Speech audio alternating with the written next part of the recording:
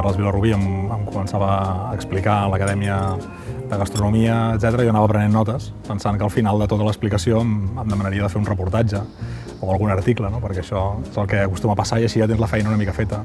I al final em diu no, que és el jurat que ha decidit doncs, de premiar el reportatge del Dalmau Costa, de la restauració asteca, i vaig estar molt content. Hi ha moltes menes de reportatges. Hi ha uns reportatges que tu els fas com d'investigació, en el sentit que vas als arxius a buscar la documentació o parles amb persones, etc. Hi ha un altre tipus de reportatge, que seria aquest cas, que és un reportatge en el qual veus una cosa interessant i li has de dir al lector que es fixi doncs, en aquella qüestió, no? Però potser des d'una mirada diferent.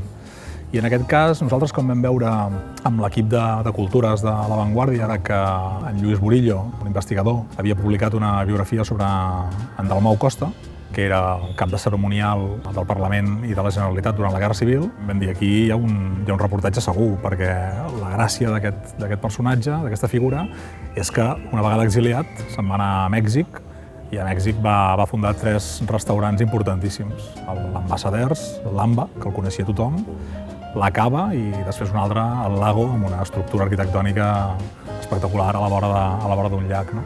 Va presentar d'alguna manera i donar a conèixer l'alta cuina francesa doncs, a Mèxic, va ser un impulsor de l'Associació de Restaurants Mexicana i pels seus restaurants hi van passar tothom, és a dir, va passar el Richard Nixon, ens va servir a Kennedy, va fer de mestre de cerimònies del De Gaulle, Tyrone Power, els germans Marx, moltíssima gent, no? És a dir, que és un personatge que va tenir un impacte molt important a Mèxic.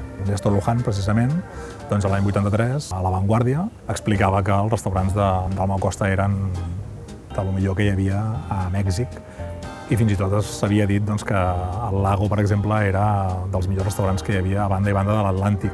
És a dir, que realment va deixar una petja molt important en el món de la restauració.